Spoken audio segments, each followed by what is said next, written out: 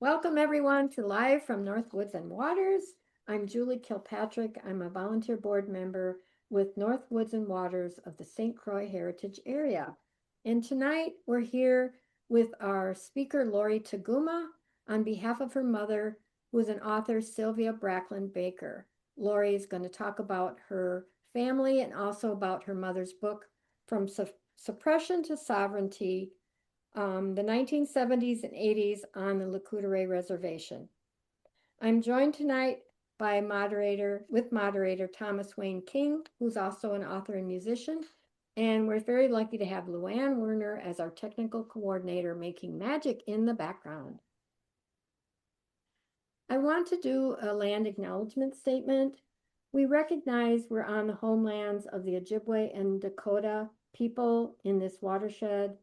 As a nonprofit, North Woods and Waters seeks to support the cultural and historical stories of all the people in the watershed, and we're so grateful to be able to collaborate to share the story of the writer Sylvia and her daughter editor Lori, and Sylvia's experiences from her book. North Woods and Waters of the St. Croix Heritage Area promotes the outstanding natural, cultural, historic, and recreational resources of the St. Croix River watershed and the nationally significant stories of its people. You have heard me mention the St. Croix River watershed. Just what is a watershed? A watershed is a geographical drainage basin that includes all the streams and rivers that drain in the area. Our geographical area is the St. Croix River, which includes big rivers and small rivers like the St. Croix, the Namakagon, the Kettle, the Apple, and the Kinnickinnick are some of the rivers in this slide. The total big and small rivers equal about 7,700 miles of water. And notice that, go back to the previous slide,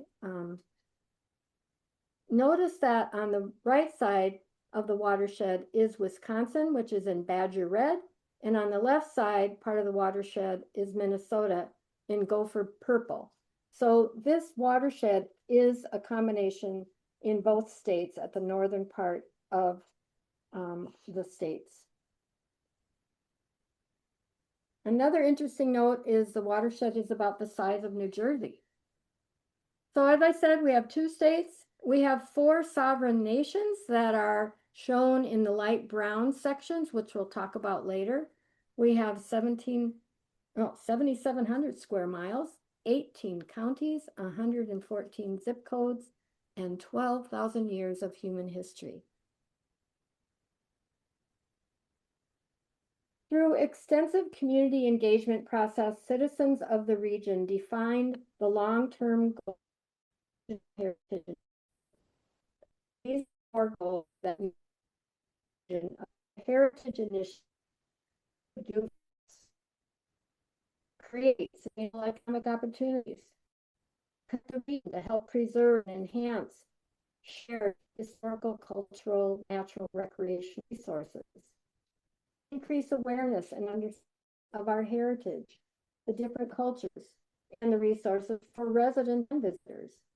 And we're trying to obtain a designation as a national heritage area. Okay, next. This map just zeroes in a little bit so you can get oriented to where Lori is. On the lower part of the map, you can see St. Croix Falls in the lower middle. And then as you go north to Spooner, and then up to Hayward, just below Hayward is the Lac Courte Oreilles Reservation where Lori is speaking from. The little black dots in the middle are the St. Croix Chippewa Indians of Wisconsin. And I just want to say right now, I did write down the exact names of each band of people, but I got ahead of myself. So if I didn't correctly say the names, I'm sorry. I did have it better before tonight.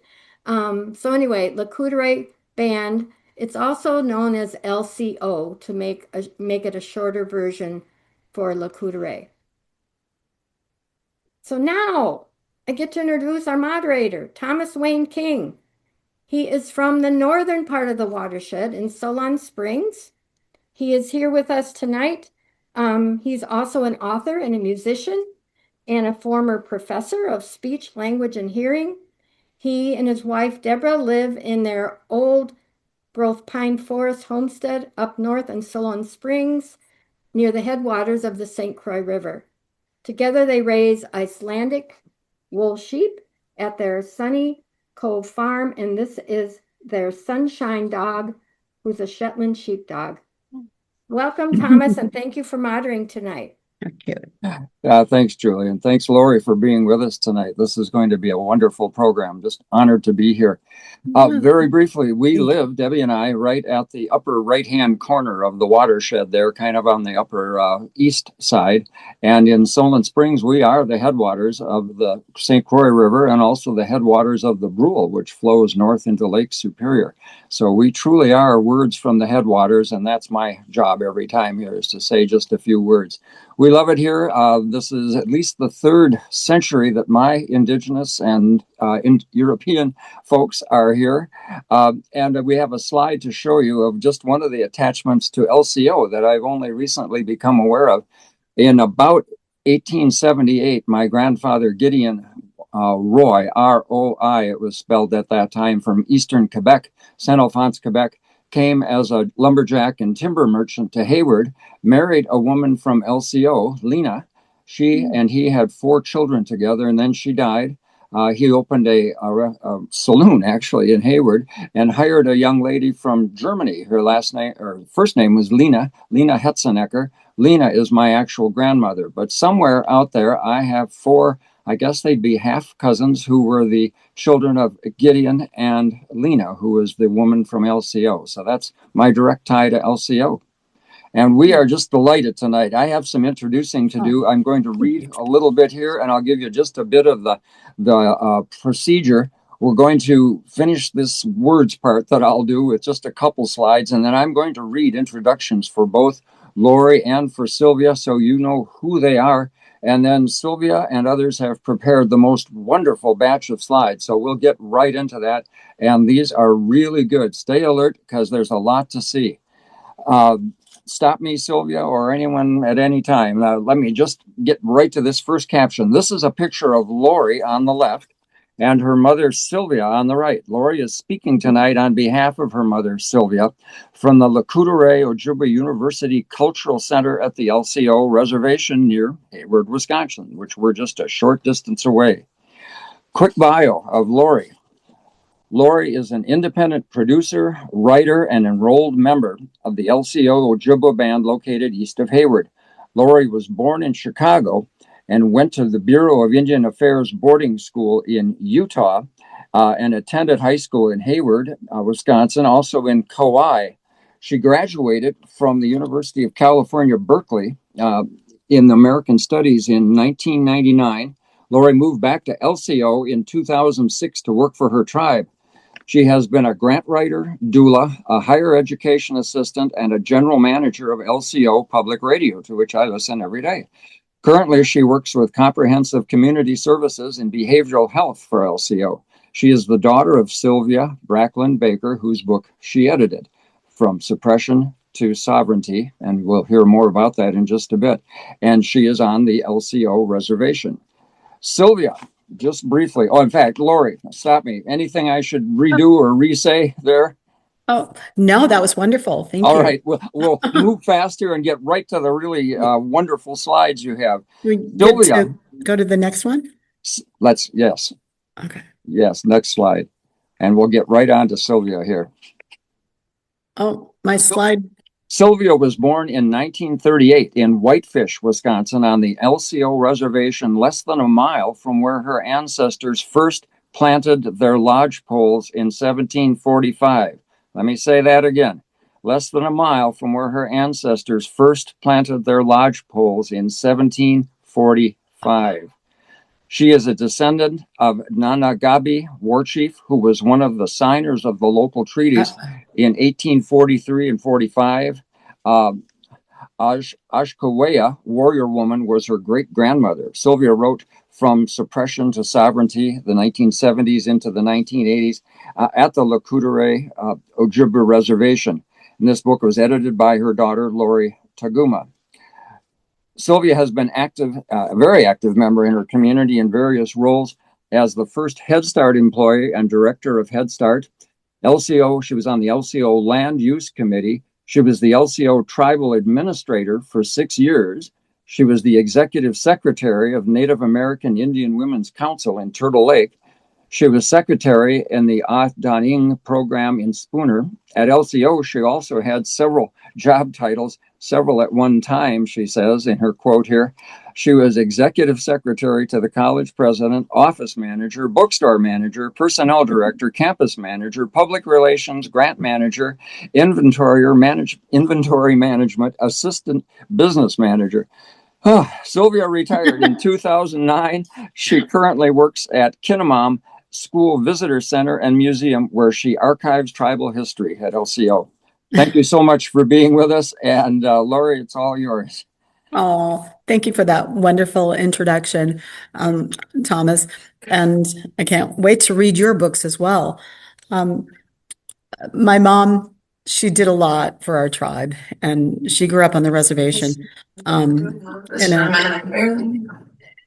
in a house that was built by her father and mother. I'm sorry, I'm trying to go forward in the slides.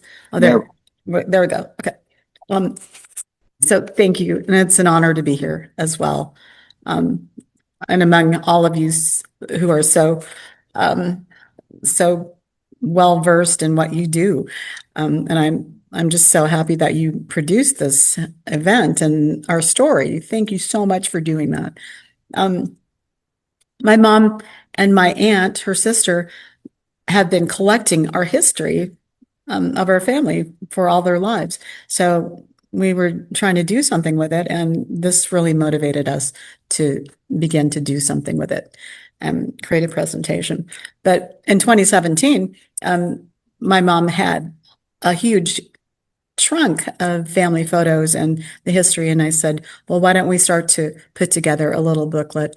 And she just started writing about the 60s and the 70s and the 80s and her experiences here with the tribe. So I edited it for her, and we stuck some photographs in, and then we uploaded it to Amazon CreateSpace, and there it is.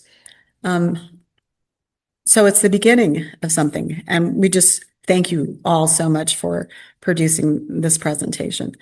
It means so much to my mom and me. And I hope that I can tell this story well. So in 1745, on the back of her book, it says that the first Ojibwe Bear Clan members planted their lodge poles at LCO. And that first encampment was located on Lac Courte Oreilles Lake.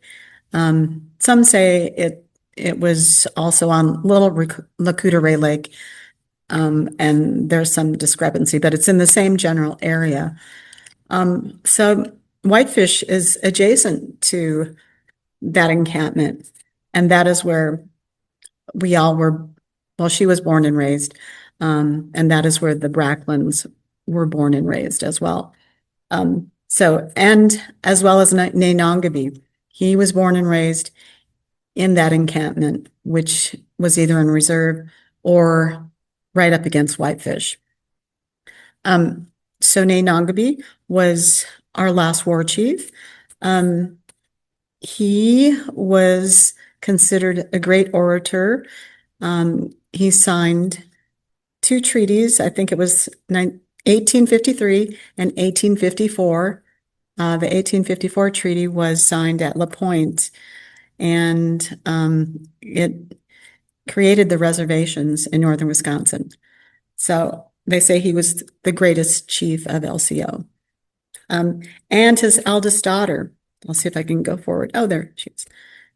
His eldest daughter was Ojibway, And I am not pronouncing it correctly, but there's several different spellings because people didn't spell, it wasn't a written language, I think, in the mid 1800s. So there's several different spellings. And she had three different names, actually, Undamus and Montanice. And her second husband, so Ojibwe, was just a beautiful, courageous warrior. She actually rode in battle with her father and the warriors from the LCO tribe, and she avenged his death when he was ambushed and killed by the Sioux. So she was a very courageous, fierce warrior herself. But she was also very beautiful, and she had many suitors. So Ojibwe ended up marrying three times. The first time was to a Frenchman, Corvelion, and she had one child. And her second husband was James Bradklin, and he's the second person in this canoe. The first is John Cody, and then the second is James Bradklin. And then Andrew Tainter is behind him, I believe. And then there's a Tainter woman, Mabel Tainter, on the shoreline. And Ashawea was probably on the shoreline too, or who knows, maybe she was back taking care of the house in Rice Lake. She was the first lady of Rice Lake for, I think, about 8 years. And during that time, they had 4 children. But yep, he was also a lumber company manager for the Stout Knapp Lumber Company. And here we see Ozawea's daughter-in-law, who married on the left. She married Thomas Bradklin, one of Oshawea's 4 children that she had with James Bradklin. And they resided in Rice Lake and on the LCO reservation. So we're not sure where this house is, but I think it was at Whitefish, on the shores of Whitefish Lake, on the reservation at LCO. So Ojibwe's daughter-in-law, Mary Patak, married Thomas Bradklin, and their daughter is Charlotte. She's standing beside her mother. And we're not sure who that is on her side, but I think that's probably her husband. Not sure.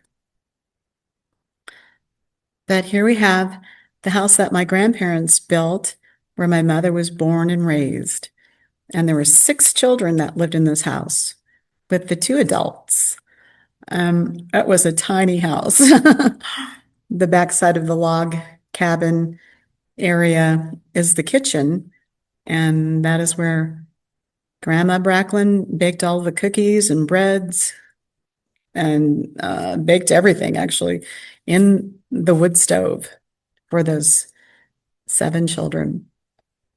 And then there was a pump house. They had a pump, and they always had a couple cows and some chickens and a huge garden. And that's how they raised their 7 kids. So there's Grandma John, Grandma Bernadette, and Grandpa John on their allotment farm. They started farming potatoes at one point, but then that was too difficult. So they just raised a huge garden and fed their family. So there's my mom, Sylvia, and her younger brother, Tom, and they always had a dog, which was so cute. And their clothes were always very, very worn. I think they got most of their clothing from the church, the Whitefish Church, which you'll see in a moment.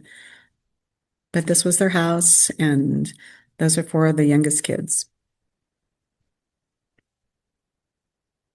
So the boys all joined the military when they turned 18. This is the oldest boy, my uncle Johnny, who joined the military, and my mom Sylvia in the middle. And then my uncle, great uncle, James Bracklin, up in the corner, right. He was a BIA worker.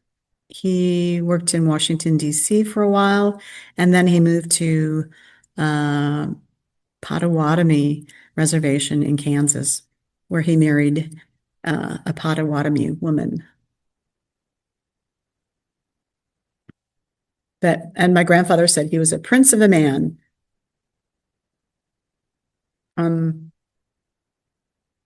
This was the Whitefish Church.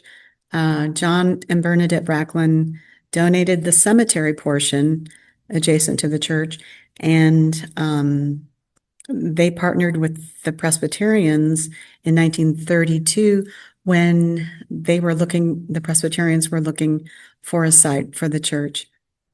But the church was packed. It was well attended from about 1932 to 2010, when it went back to the tribe. And then it was sold to a tribal family, and now it's their home. But we still maintain the cemetery in back of the church, which is getting pretty full, actually. And this is the Whitefish Church, about 1945 on the left. And my mom is in the third row down, about the third one in. There she is, about 1944 or so. Yep. And then her friend Vern Martin is down on the lower right-hand side, holding the flag. Excuse me. Yes, and he's still alive as well. They've both known each other their whole lives. And so have several other of these kids, although I'm not sure which ones they are. But the church was in existence for 78 years, and it served the community as a community center.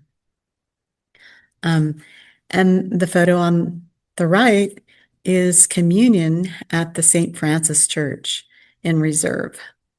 So Mom used to walk to St. Francis every morning to go to school, and that's about 3 miles each way. She used to walk with her mother through the snow, and it was cold, she said, but that's how far they had to go to school, until my grandfather donated land to build the Whitefish School, which we'll see in a second. But this is her uncle James Bracklin, who was the BIA officer until he retired. She said this was when he retired, and they're standing in front of their new car, which I think this is her brother, William, and he was a mechanic at that time.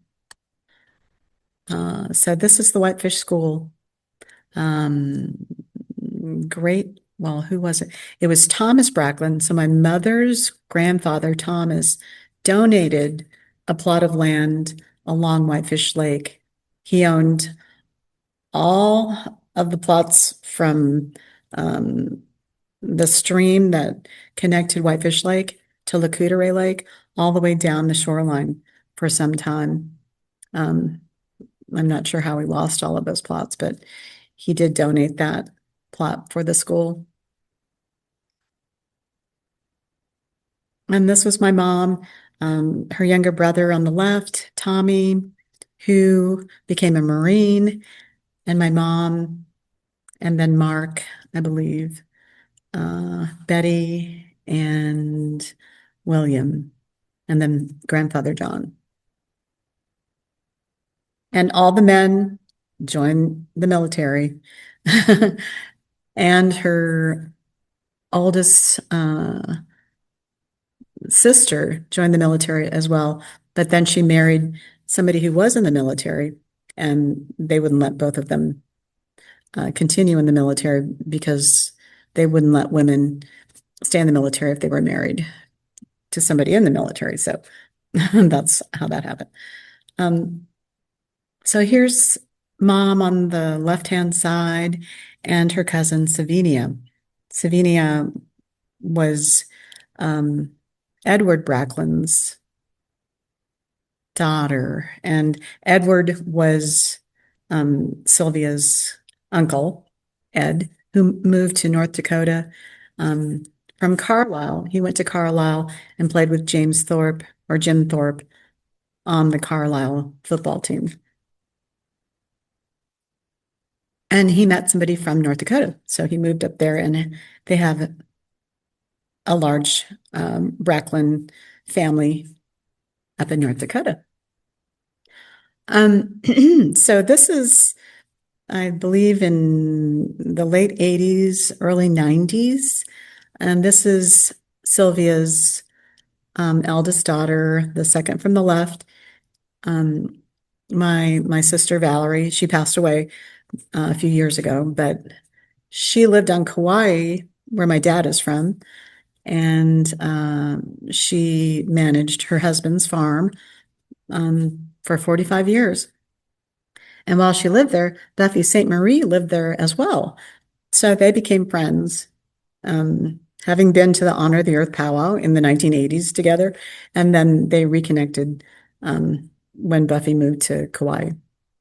And then this was I think, a gathering, a musical event with John Trudell and Buffy St. Marie on Kauai.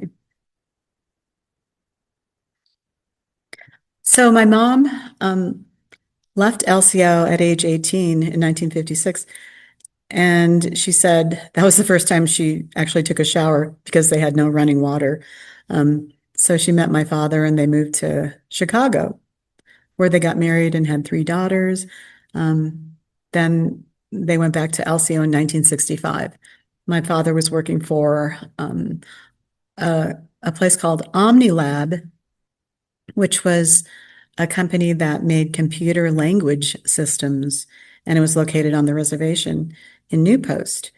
It was created by the Westerhoff brothers and Al Flora. So we moved back, and my father worked there for a while. And then my mom started working for the tribe. She worked as a Head Start teacher, and then she became Head Start director about 3 years later. So then my parents broke up, and my mom started working full-time for the tribe.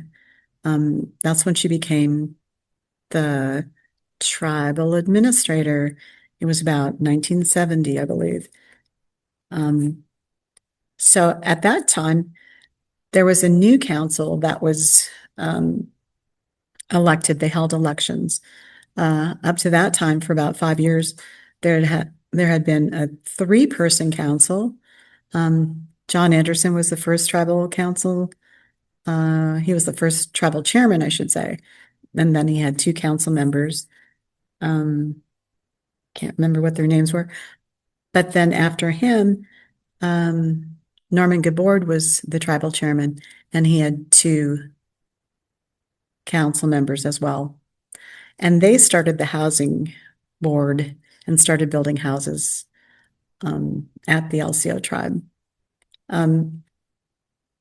But they held another election because they needed a larger council to get more things done.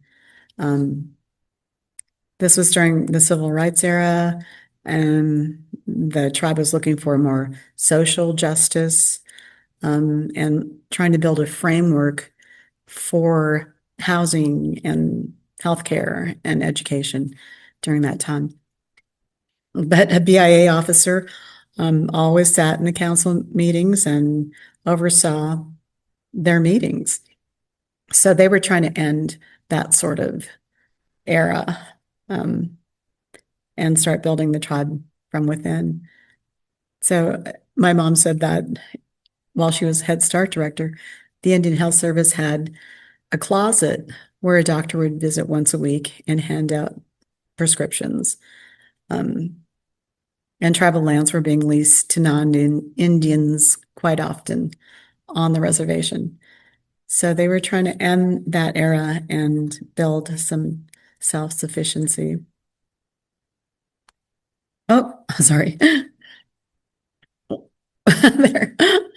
So, so yeah, my mom said, while she was at Head Start, one of the doctors from, I think, Shell Lake drove around with them while they were doing home visits. And he asked, where's all the men and why is there so much poverty here?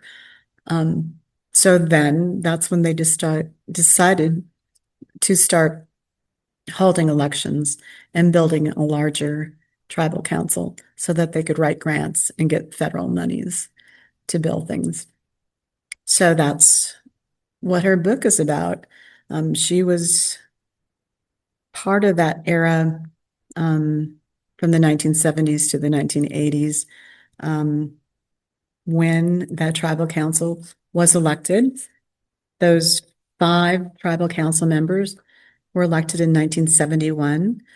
Charles Monty Diamond, Charles Quagan, Elmer Tiny Gouget, Violet Hayes, and Rick Baker, who became my stepfather and became Mom's next husband.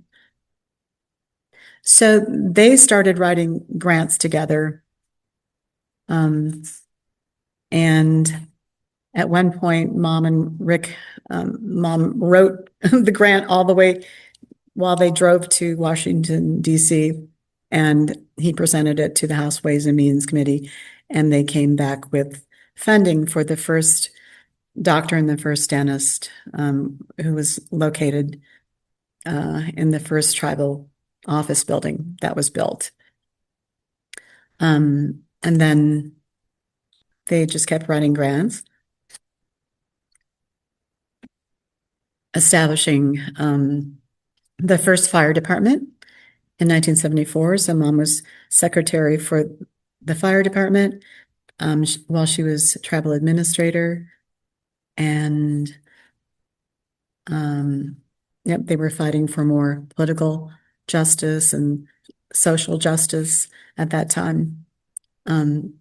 She did work for the AODA on-dying program for a couple of years, and she sat on the Native American Indian Women's Council on chemical dependency with Wanda Frog.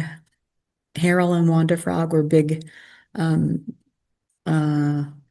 directors of recovery programs for the tribe.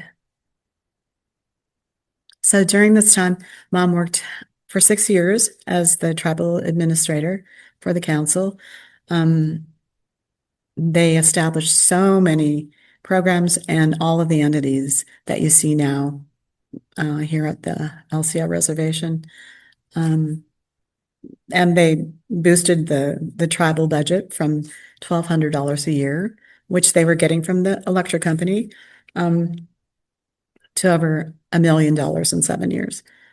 And I think I mentioned those 5 council members, Charles Diamond, Charles Quagan, Elmer Gouget, Violet Hayes, and Rick Baker. During that time, they negotiated the settlement with the Northern States Power Company for the dam at Winter. It was a 50-year lease, and the lease was up, and they negotiated that settlement and got back, I think, 3,000 acres in the dam and also $500,000. So this was such a big win that they had a huge sort of a powwow celebration at the Head Start building and reserve. And they had the governor there, they had speeches. They were really happy that the tribe got back all this land and funding and had future revenue as well. So those 5 council members said, well, we should have a powwow and a homecoming for people who want to come home and visit each year, and we'll have a dance too. So they created the Honor of the Earth powwow. Those 5 council members established it in 1971. And Rick Baker asked my mom, well, what day should we have it? And my mom said, well, my birthday is July 18th. So that's why the Honor of the Earth is held July 18th every year. So that was something, a good tribute to my mom, I thought. So, yep, the Honor of the Earth is over 50 years old, and it gets bigger and better every year. And my mom credits the spirit of those 5 council members for the huge growth in funding, and just the tribe over those 7 years. They created the conservation department. They defined the hunting and fishing rights for the tribal members. During those years, the Voight decision was heard and enacted. So tribal hunting and fishing rights were established, and the health center was built. The LCO school was built. The LCO college was started in the tribal office in one room. The construction department was built. The casino was started, and the bingo palace were all established during those years. So they really did a lot. And then my mom actually was asked by John Anderson, who was the president of the college at that point, when it started in one room. She was asked to work for him. So that's how she got to the college. And she worked with him for 25 years. And he got the funding and the land grant for the college. And they just started writing grants once again and established the college over 25 years. So she was there for a lot of the development of our tribe and our tribal entities. And she says that she's just so honored and just honored, really, that she's part of all of this. And she never had an idea that she would be part of the success of this tribe like she has been. So, yeah, my stepfather went to a lot of meetings and shook a lot of hands. He was a good politician, and he got things done. But, yep, here's my mom with John Anderson, who was the first tribal chairman, actually. And then he was the first college president. He really was good at putting things together as well. And they were all fighting for social justice during that time and building the framework for the entities here at LCO for the people so that they could have good lives. So this was the first college room in the first tribal office building. They had a fan, a file cabinet, and a phone, I keep saying. And then they wrote grants and built what you see at the college today. So my mom worked at the college for 25 years and she retired in 2009. And now she works at the museum archiving history for 10 hours a week. So she feels very fortunate, she says. These were some of her titles. It was 3 of them that started the college. Well, they started working at the college. Dave Berard was the finance director. John Anderson was the president, and my mom was the administrator. So during those early years, they had a recruiter. I think his last name was Nebanashe. So he was there for a couple of years. And then they brought on more people as they wrote more grants and brought in more money. But those were some of her titles because she had to do everything as it developed. And then for the last, I think she started in 1984 at the college, and then at 10 years later, then she became the assistant business manager until she retired in 2009. And this is the college as it stands today. So I'm sitting just about 20 feet away from the Cultural Center rotunda, which is the picture on the right. So it's very beautiful, and they hold a lot of meetings here, and there are cultural displays of different families and the tribal history. So I'm sorry for my my throat. I have a really bad cough. So this is one of uh, the statements that my mom wrote at the end of her book. And she says she's just so privileged and honored that she could come from such poverty on the reservation and be given such opportunities that she was given. And I think it's because she's such a good person, and that God really put her in a place where she could serve. So, and she said the same. She feels very honored to have worked with those 5 people that were on the council during the years from the 1970s to the 80s that worked so hard to build the tribe to what it is today.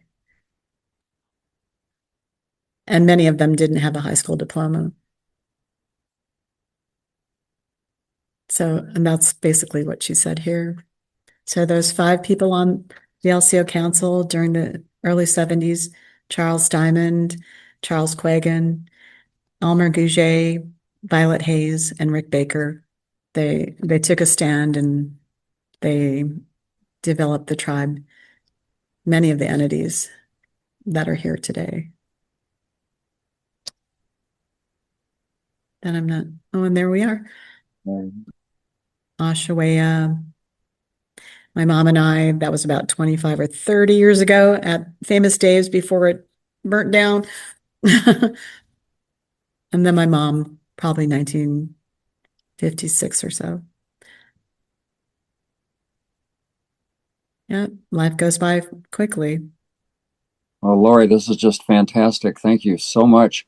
Let's open it up in just a couple minutes here when you're ready for anyone who has comments or wants to ask a question. Just go ahead. Maybe give us your name, and but go ahead, finish up, and then we'll have a few minutes until we end at 8. But of course, then at that time, we'll also leave it open for anyone who wants to participate. So back to you. They're giving you just a chance to take a drink and keep on going. Thank you. It becomes an athletic event, doesn't it, when you're going that long? I know. I haven't talked that much in ages. Okay, back to you. Okay. Thank you. Thank you so much. I appreciate your moderation so much, Thomas, and I can't wait to read some of your books and your family history. Thank I you. look forward to that. But thank you, Julie, so much for producing this event, and my mom appreciates it so much.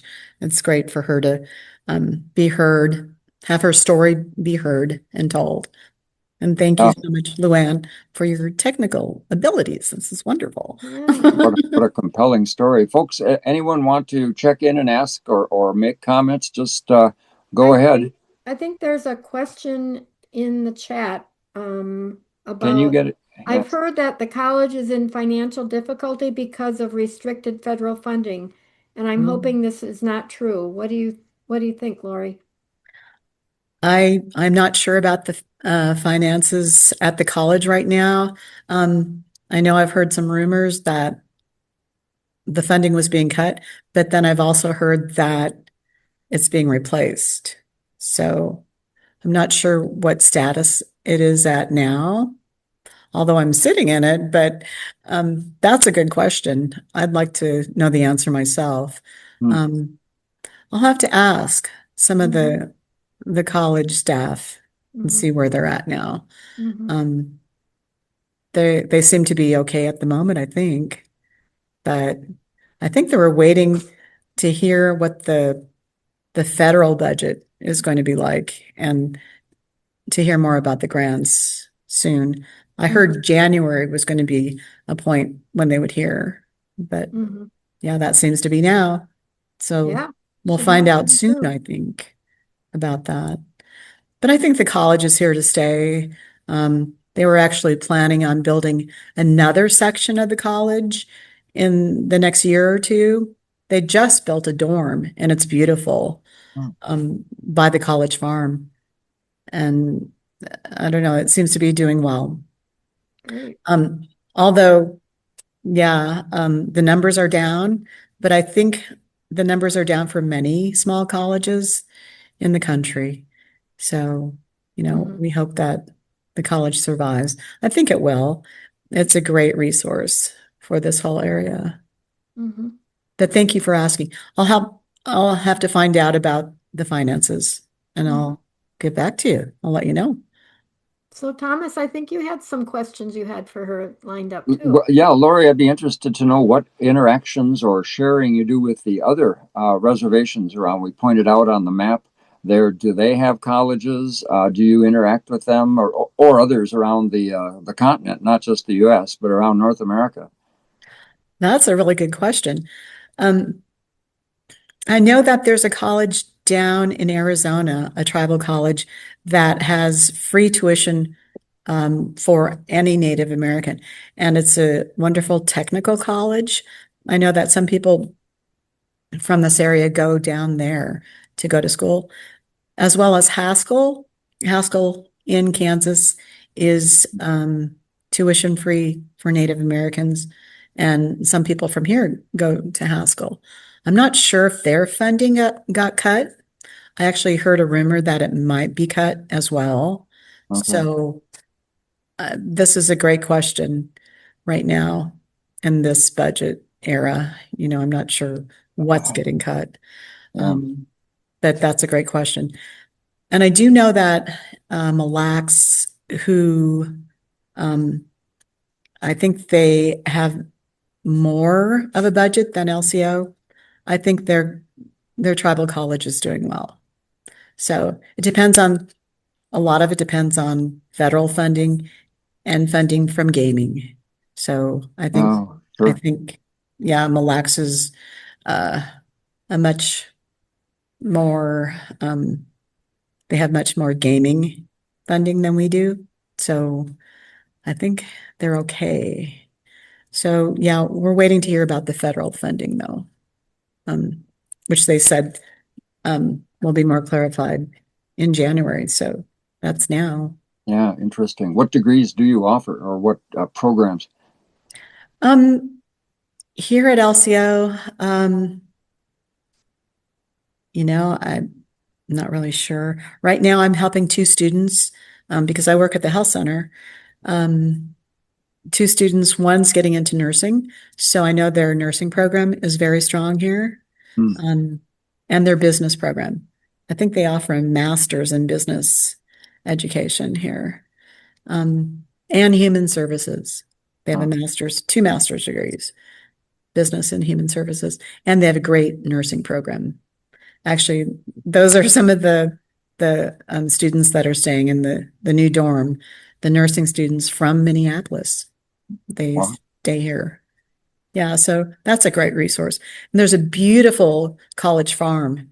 Um, there's a new farm manager, and he's ex-military. He's done construction and building things for the Oh, military for years. So, and he has his own family farm. So he just was hired last year and he's renovated the whole farm and it's doing a wonderful sort of thing now. Yeah, wow. really growing and beautiful. From tent poles planted there in 1745 to all of this. Wow. Has your Yeah, family, have you and yeah. your all of your family, extended family, been through a lot there? You have evolved this. You've made it happen. Oh, yeah, thank you. It sounds like my mom did a lot, and I think my family did a lot as well. Hmm. They were really interested in creating community. They took their land and built the school, built the church, and built community for 78 years. So many families say, "Yeah, I had my wedding there. Yeah, I had my, birthday parties there." Oh, sure. And summer Bible school for kids it was wonderful. We had beautiful baseball games and football games in the church yard for so many years. It was wonderful growing up here. Yeah, I mean it all wasn't wonderful, but there were some downfalls too.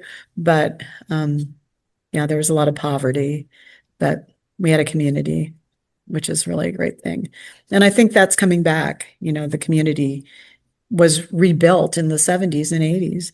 So even though there's a lot of still quite a bit of poverty and AODA issues, I think overall, health services try to meet those needs and try to help people that have those issues.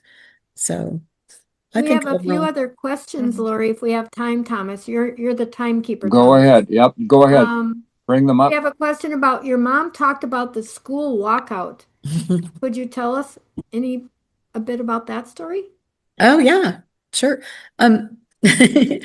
So during the time when my mom and my stepfather were on the council, well, my stepfather was on the council, my mom was administrator. They were changing things. They actually took non-native people off of some of the boards. I think they took them off the housing board at that time and replaced them with native people. And then some of the non-native people that got got replaced, started getting mad in the communities. So as well as during the walleye wars, they called it, when the tribe was fighting for their hunting and fishing rights, that led to the Voight decision. So actually, Dr. Anderson, our first tribal chairman, John Anderson, and the first college president, was teaching up at St. Scholastica, I believe it was, and he was teaching treaty rights. And the two Tribble brothers took his class, and they actually tested the treaty by hunting and fishing. Well, they fished at the time off of the reservation line. So that actually took those hunting and fishing rights, treaty right issues to the Supreme Court of Wisconsin. And yeah, it defined the ceded territories and the hunting and fishing rights for the tribal members during that time. But that's what led to some of the unrest in the school as well. So the kids were starting to get targeted and, had their hair pulled, and they were called names and stuff in the Hayward school at that time. So they would call my stepfather, who was tribal chairman at the time, and they were crying and asking if they could just walk out and start their own school. So he led them out of the school, and Becky Taylor was the first one to follow him. And then they started the LCO school. So, yeah, I think they just started calling people back to LCO, teachers and educators that were tribal members, and they had quite a bit of support.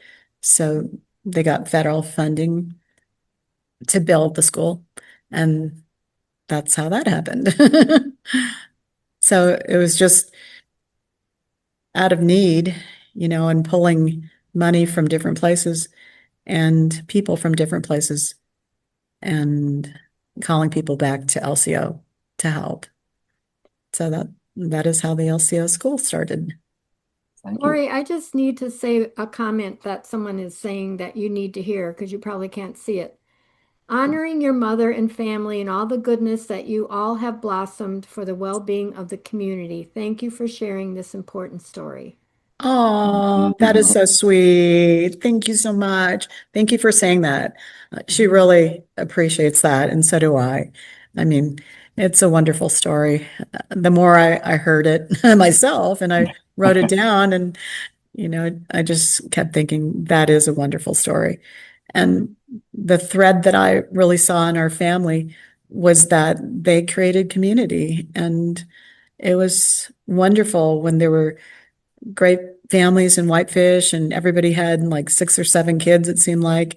And we all sort of went to church together and played in the churchyard together. And everybody had their big gardens and helped each other. It was a wonderful time. So, yeah, I try to create that wherever I go and connect to those types of people. So thank you so much for showing the story and producing it and pulling it together. Thank you all. You're so And thank talented. you, Lori and Thank you, Thomas, Lori. Sylvia, Luann, and for all that attended tonight's program. Question, did you ever feel like quitting? And the answer is many, many times. Perhaps every day. But I could only believe that this was something that I was meant to do.